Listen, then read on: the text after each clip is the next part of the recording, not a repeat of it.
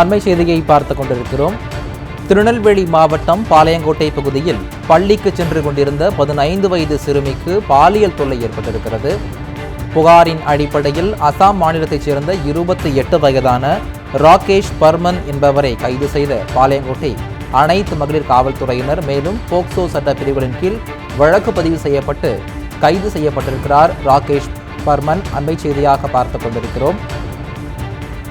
திருநெல்வேலி மாவட்டம் பாளையங்கோட்டை பகுதியில் பள்ளிக்கு சென்று கொண்டிருந்த 15 வயது சிறுமிக்கு பாலியல் தொல்லை அளிக்கப்பட்டிருக்கிறது.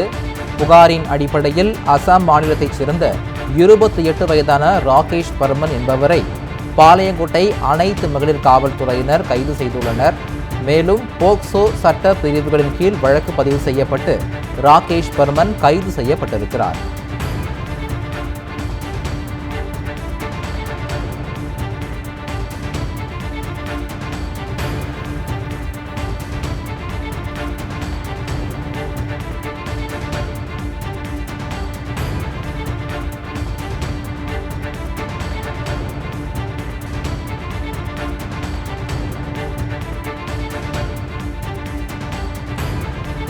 திருநெல்வேலி மாவட்டம் பாளையங்கோட்டை பகுதியில் பள்ளிக்கு சென்று கொண்டிருந்த 15 வயது சிறுமிக்கு பாலியல் தொல்லை அளிக்கப்பட்டிருக்கிறது.